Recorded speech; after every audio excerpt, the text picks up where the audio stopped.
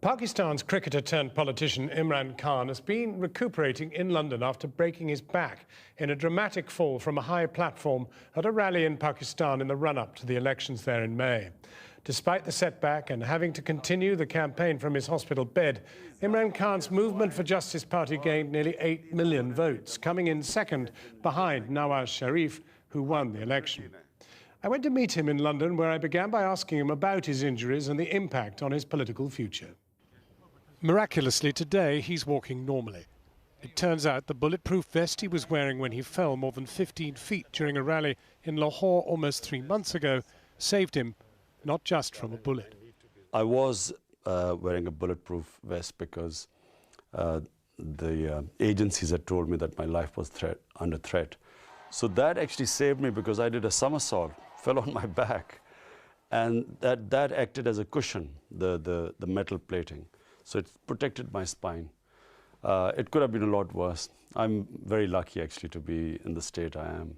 Now, while you've been sort of recuperating, Malala has made her speech to the United Nations. The Taliban shot me on the left side of my forehead. They shot my friends too.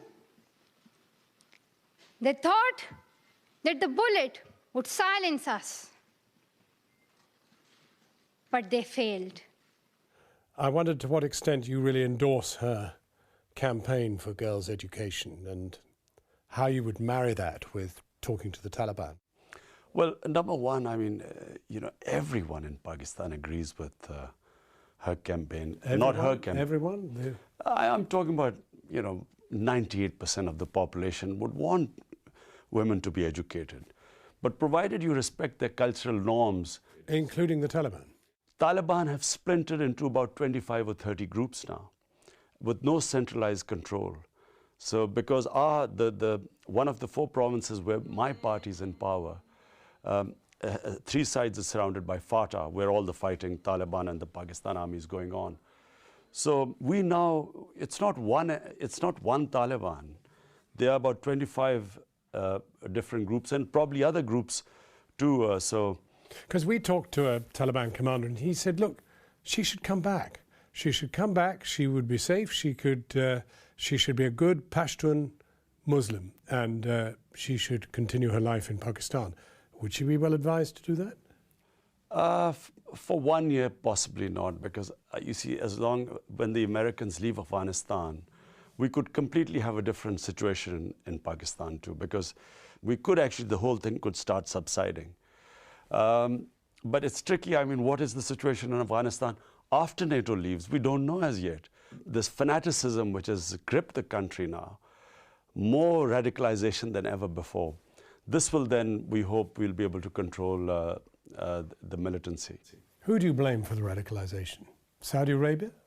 Well, first of all, I think it was like General Nick Carter, the British commander in Afghanistan. I read a statement where he said that 10 years ago they should have talked to the Taliban. I think initially if Al-Qaeda and Taliban were separated, because Taliban Pashtuns, they had no capability of attacking Western targets. It was Al-Qaeda.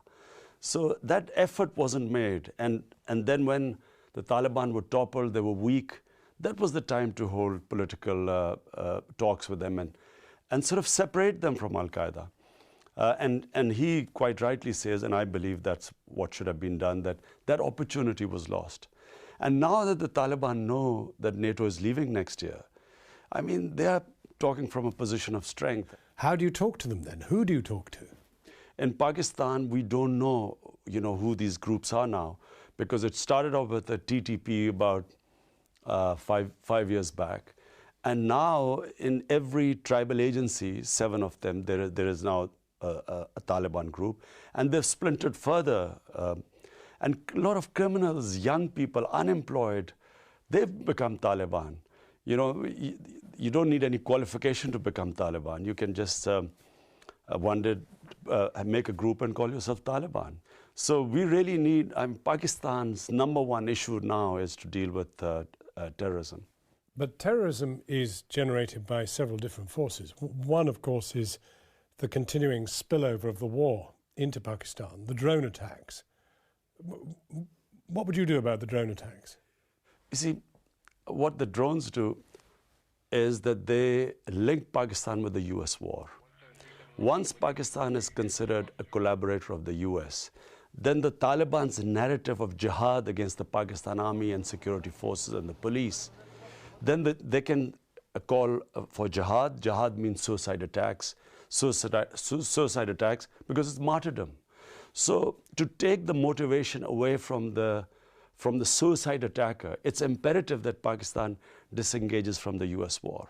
In the latest figures I've seen, which admittedly only go up to 2009 or so, talk about 94 children being killed in drone attacks. But drone attacks, it's the most inhuman thing any civilized country could think of. Well, are you surprised that there isn't more protest in the West against them? Because in the West, people don't understand anything about drone attacks. They are given wrong figures.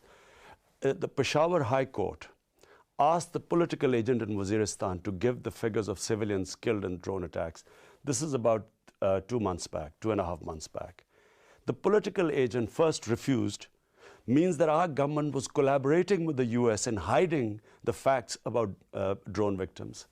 And then when the judge forced him, next day he came and gave the figures that in the last 5 years, 1,500 civilians had died, in which there were women and children. Only 47 militants were killed. And 330 were maimed, in other words, minus limbs when the bomb explodes.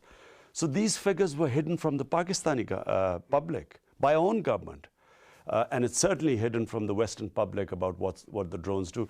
How can they say a bomb exploding in a village will only kill militants?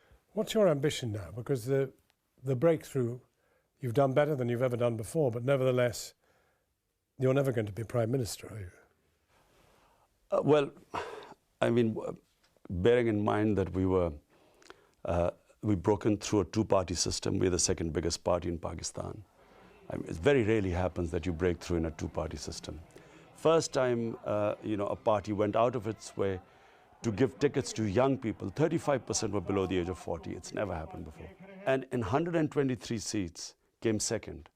So and at 140, you form government. So I think the breakthrough is around the corner. So I think we are sitting in a very good position right now. How much of a setback has your accident had?